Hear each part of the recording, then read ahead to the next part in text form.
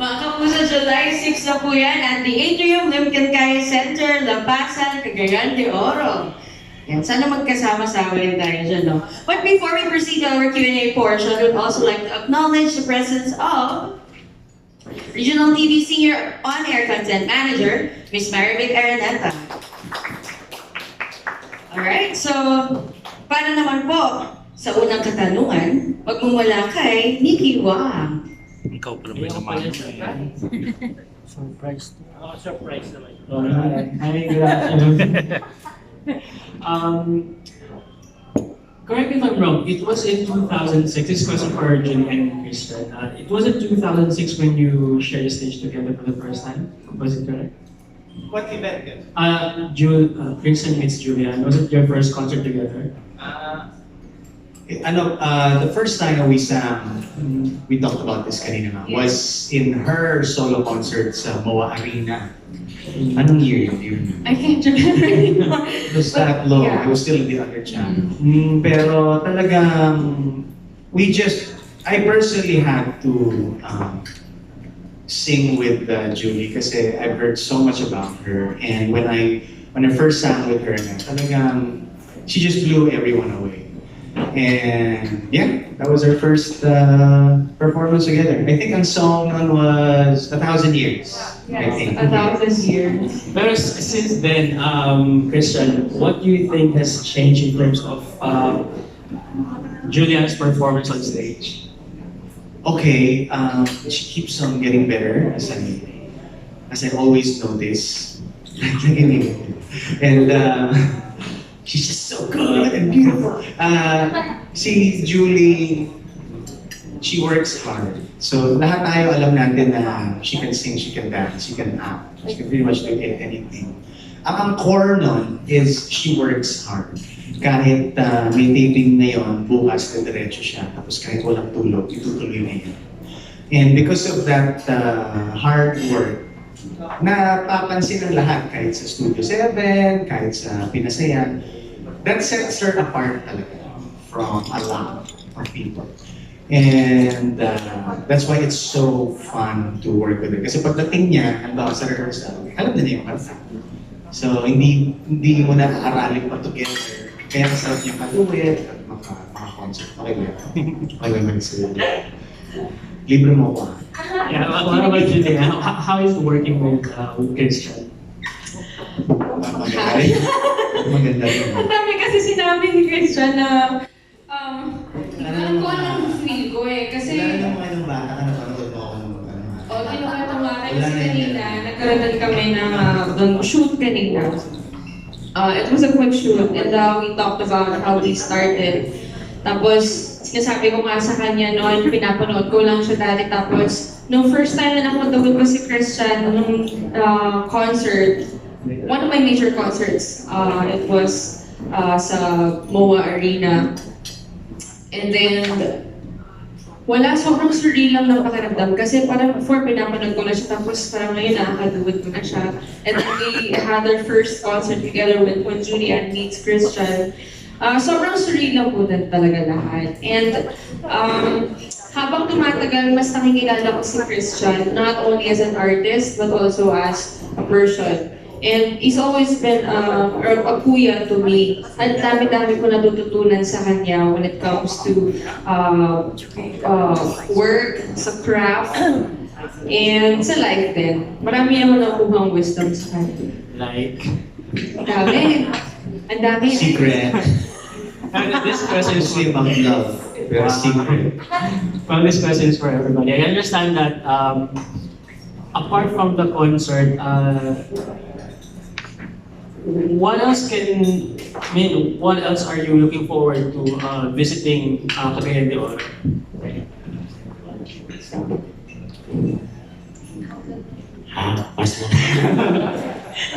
Of course, Ilang days ba kayo doon? 2 days. 2 days. Syempre, ano itong tanong? Sorry, I can't understand English. Sige pa. Bakit Tagalog? Ano ba gagawin niyo? Ano daw, baka may plano ka puntahan? Ano bang gusto mo pang makita bukod sa concert na gagawin natin? Ganun, tatanga-tanga. Syempre, yung SM. Siyempre, di kasi ako mahilig gumala eh. So, oo, siguro sa ano lang. Sa SM.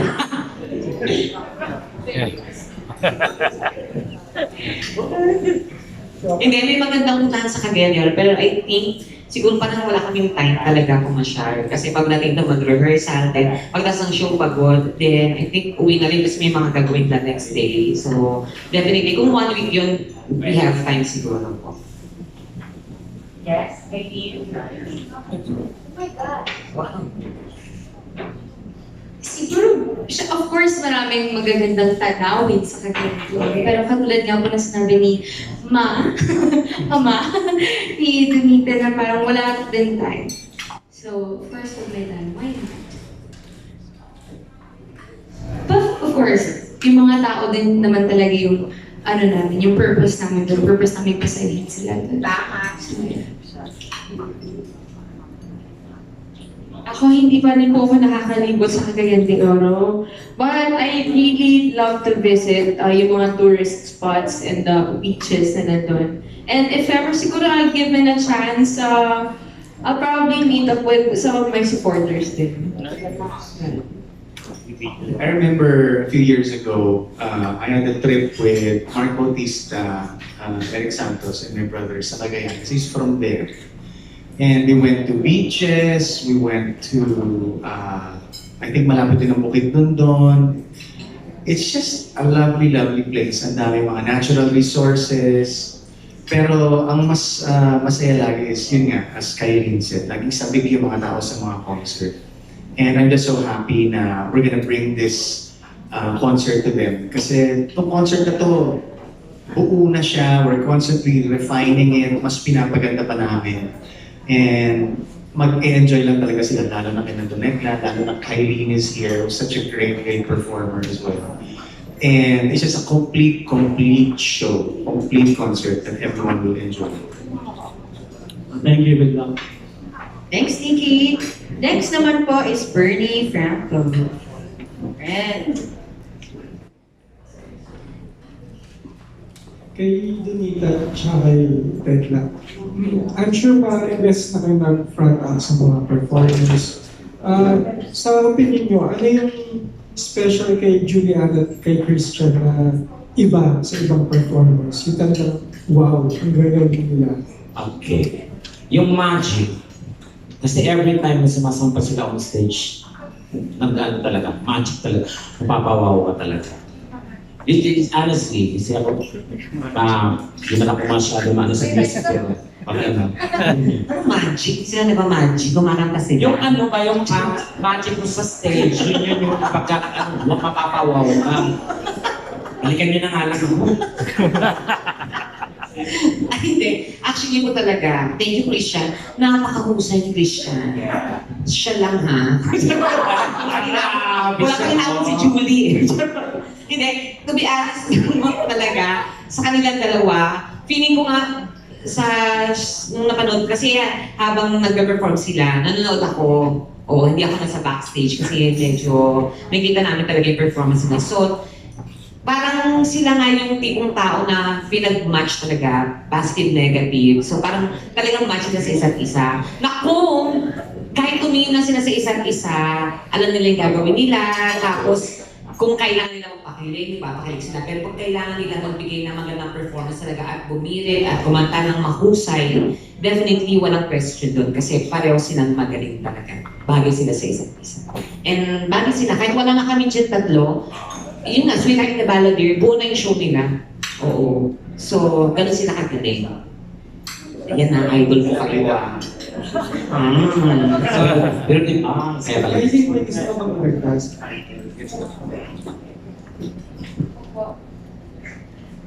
Well, of course, obviously po, sobrang gagaling naman nila. Wala pa kayong inaabot sa akin, ba't kayo dito may inaabot kayo? So yun, ang tagal na po na sa industriya, katulad nga na sinabi ni Julie, may natutunan siya kay Kuya Christian, kasi of course, veterano na po si Kuya Christian dito sa industry. But it's a compliment, Kuya Christian. And of course, with Julie, ganun na naman po yung natututunan. Ang dami ko natutunan sa kanila, and of course, with them, let's say, ugali, sa personality, kung paano magpatawa, kung paano magkaroon ng connection, and sobrang expert na nila doon at tinuturo nila yun sa akin na baguhan lang dito sa industry. Kay Juliana Christian, sa series na to, di ba, I'm sure as performers, you always want to up your game. And for this series, ano yung mga may o-offer yung bago sa audience mo? Sabi po ni Christian, wala daw akong poste sa gitna. Before po namin sagutin, no, we just want to clarify, si Donita po and Tekla, hindi po sila brought up. Talagang they're part of our show and also si Inamin. So, it's gonna be so much fun. Actually, yung first leg nga po namin sa Iloilo, sobrang, pag pinapanood nga po namin silang dalawa, sobrang tawang-tawa kami sa gilid. Yung parang gusto na lang namin umupo dun sa front seat at panoorin sila kasi sobrang nakakatawa talaga sila. So walang nakakawala ng problema, wala nang iniisip, gano'n. Anyway, so, ano pong bagong may offer namin sa show? What I really like about the show, for example, the opening number. It's a nice mashup between Earth, Wind and Fire and Maroon 5, and then there's singing, and then there's dancing. I took my shirt off, so I think yun ang upping my game. So dito pati Sando siguro. Pati yun, siguro po yung may Christian. Pag-iisipan ko. That's a very good question kasi the answer always is that to always up your game in terms of performance, in terms of connection. Sa concert na naman na ito is, I think ang nagpapa-up ng game namin ni Julie are these guys, si Tekla sa si Kayo, kasi they're also full of energy at nabibigyan talaga kami rin ng so much energy as well. Okay ba yun? Like Yes. that? Like that? Yes. And, yeah, kasi si Donita and si Tekla, like, sabi ko, that's what I said, right? Si Donita siya si Tekla kasi, even before pa buuin tong The Sweetheart and the Balladeer, ang dami-dami na namin best nakatrabaho sila sa Studio 7. Di ba no, Tekla, no? Oh, and si Kylie also. So, hindi na mahirap sa amin na mag-build ng rapport. And actually, sobrang, it's getting better. Sobrang close na namin lahat. Kumbaga wala na rin kami tatawa sa isa't isa. So, I think sila talaga yung nagpapa-up ng game namin. And aside from them, syempre yung ating mga audience also. Kumbaga parang sila kasi yung reason kung bakit ang ginagawa yung show. Our goal is to make them happy sa gabing yun. So we're very, very excited about this. Obviously, daming pumupuri sa inyo as performers na sa inyo dalawa ni Christian. May mga future plans ba kayo pagdating sa international career or you're setting aside it muna para dito lang muna sa Pilipinas?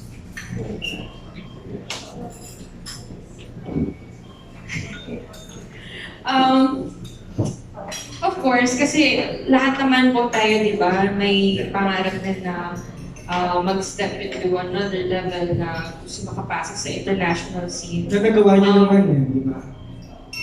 Yung mga, when it comes to mga tours po, sa mga concerts na dinadala po namin abroad, pag may mga shows po kami sa Pinoy TV, siguro po sa akin, ayoko pong i-set aside. Open naman po ako sa kahit ano pong opportunity. I just want to keep innovating myself and keep doing better when it comes to my craft. I still go to Indonesia. Every time there are events there, and I'm planning a new single to be released there again soon. A new album as well for the Philippines and for Indonesia as well. Thank you. Thank you, Bernie. Next naman po si Lester Ramos.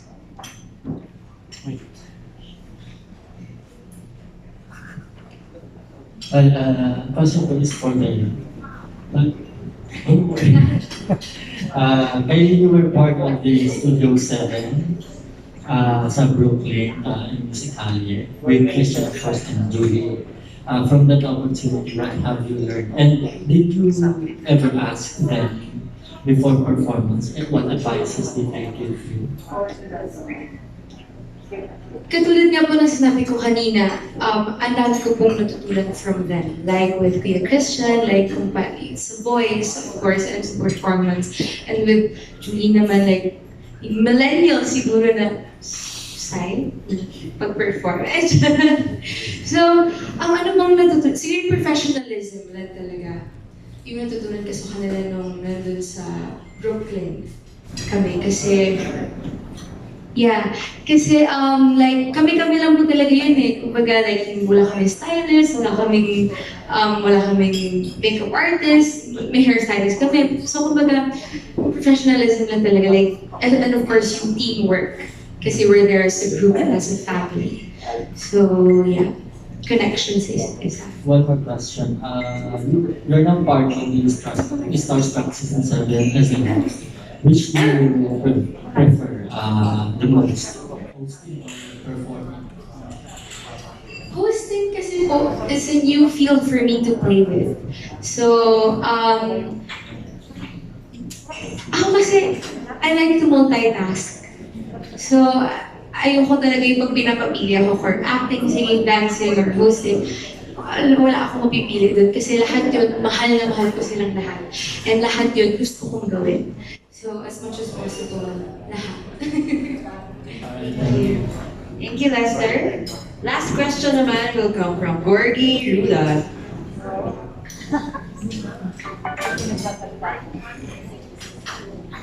Hindi ako ready. Kay Kylie muna. Kay Kylie muna. Guest ka lang dito, no? First mo na lang pagsali sa kasi wala ka sa title, no? Sino po? Ako po? Oo. Guess lang po nila ako. Pero, Okay. ano na ba yan? Definitely maganda naman ang response niya sa kanya yan. Grabe naman ang support ng mga fans mo. Posibleng tuloy-tuloy na rin ang pagsama mo sa series ng... Ako sana po.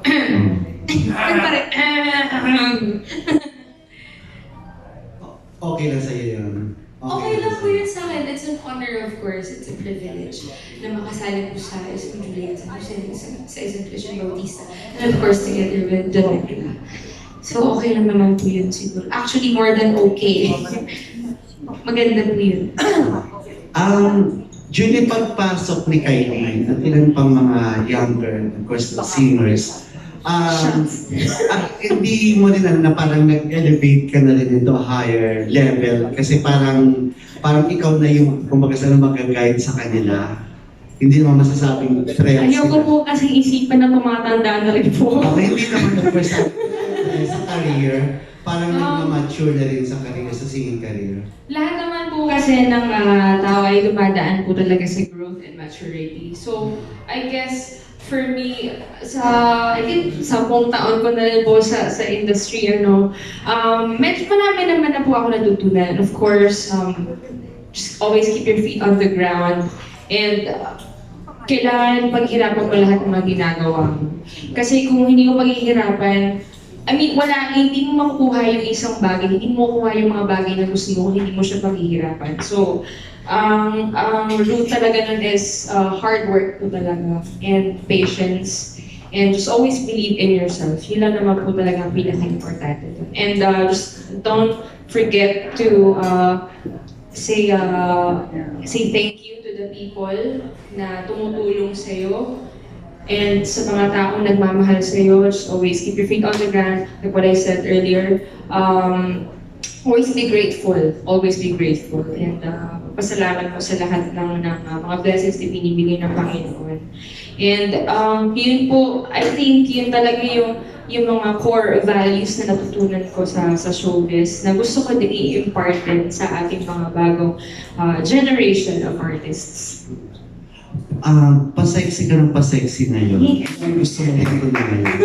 Wala po akong gusto patunayan. I just love myself. I just want to love myself more. Pero anong dating sa'yo pagka ganyang ang dami na re-react sa mga pinopost mo sa Instagram. Sa concert ba, na-expect din nila na sexier Julian ang mapapanood nila? Ano ba yun? Ikaw open ka sa gano'n ng mga sexy na mga J-Lo, na mga... Siguro, the operative word would be fiercer, I guess. Yeah, fiercer. Well, kasi pag fierce kasi, nandun na yung pagiging sexy, yung daring. You know, like when it comes to, it's not just about your physique, it's not just about your body or being beautiful. It always comes from inside you talaga, and how you carry yourself as a woman. Kasi parang ang dating, parang tinuloy mo na doon, plus yung single mo, regret. So parang mula doon sa pinagdaanan mo, sa lahat, pati sa love life, yun ba ang sagot mo? The sexier Julian, the fiercer Julian. May mga bagay po kasi talaga na kailangan natin pagdaanan na gano'n, hindi naman po natin may iwasan na dumating sa buhay natin. Kahit ano pong challenge or kahit anong pagsubok, kahit anong bagay mang dumating, doon po kasi talaga tayo mag-grow and doon po tayo natututo. So, yeah, I just learned to take care of myself more. Kasi when you take care of yourself, doon na po, doon na po lumalabas, I guess, yung disposition niyo in life. And when you have a good disposition in life, it means that you love yourself. Pero saan ang hugot ng regrets na yun? Wala naman dito. Maganda kaya? Maganda. Ang regrets, well, I wrote it out of imagination, to be honest. And I just thought, Tagal na. Matagal na po ito. I think I wrote it 2 years ago and I finished it last year. Kayo pa, nagawa mo na yan. Kasi para maklaro, di ba, na hindi ito sagot sa pinagdaanan mo. Opo, talaga.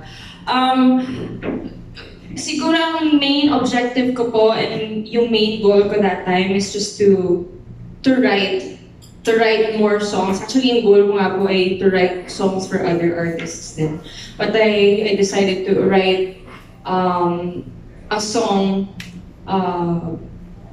for the people na makaka-relate sa ganong klaseng sitwasyon, which is yung regrets nga po. Minsan kasi may mga regrets tayo na hindi natin maiwasan, di ba? Kasi sana nasabi natin or sana nagawa natin pero hindi natin nagawa or whatever. And I'm sure nakaka-relate din yung mga ibang tao. And yun po yung main objective ko is to, relate myself also sa mga tao through my music.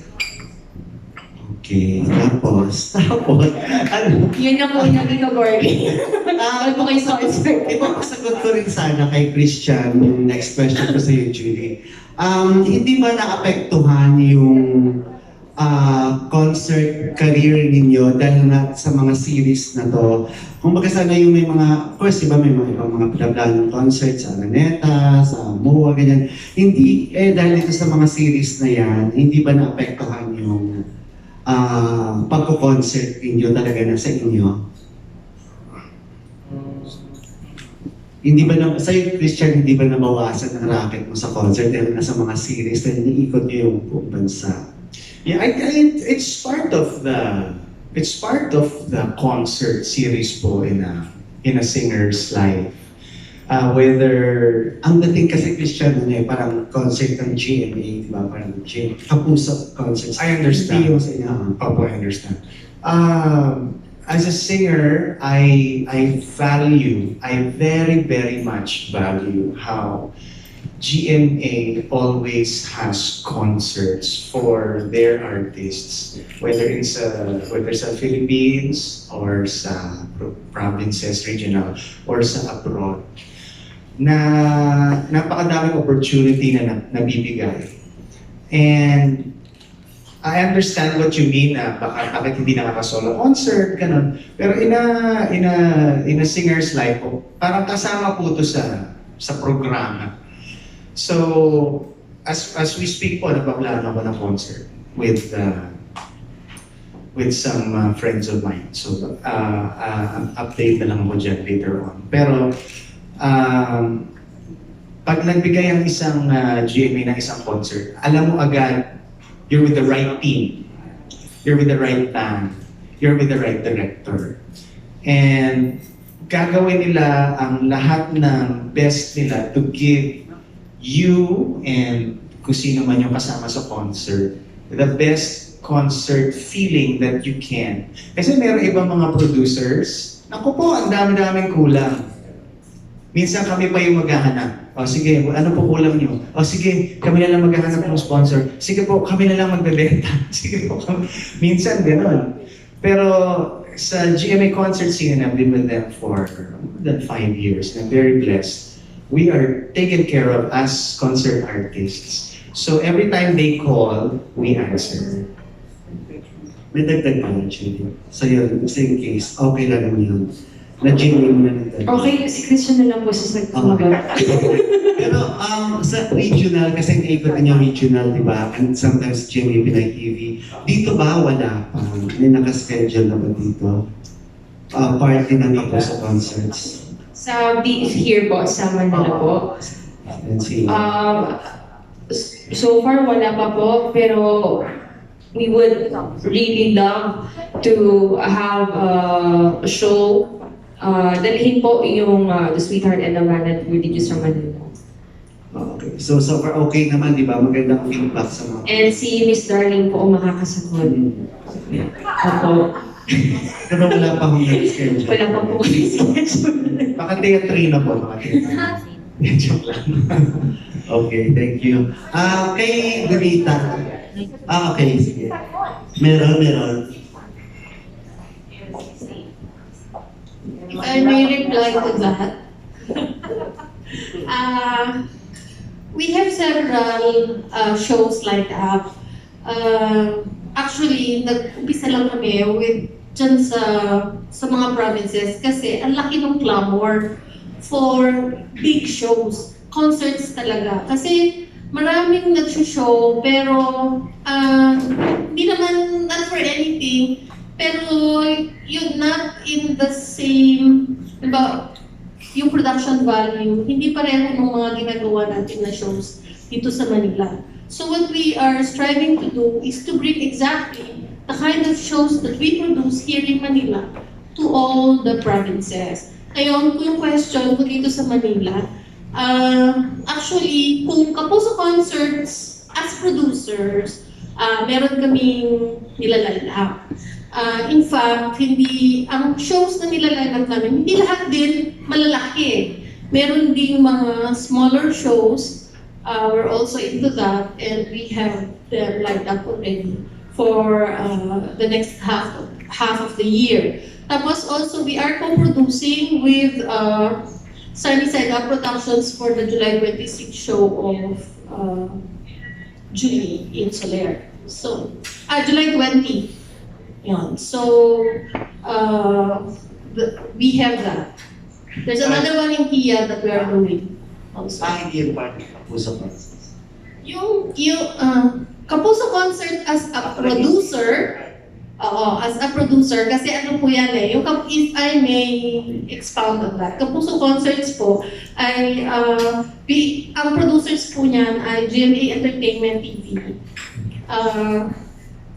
And GMA Regional. Yun ang, and so we under the banner of GMA. Now we also do GMA co-produces with other producers also outside. We've done several. Most of, all of Julie's concerts are actually co-produced by GMA. Yeah. So, and if about Kapuso Concerts, producing shows, here in Manila, yes, we're planning to do that. Thank you, Ms. Darling. Kay Donita at kay Tekla, hindi ba sa dami ng pinagsamahan ninyo, hindi ba dumadating din sa punto minsan may mga conflict kayo at parang masasabing minsan nagkakaroon ng professional jealousy din.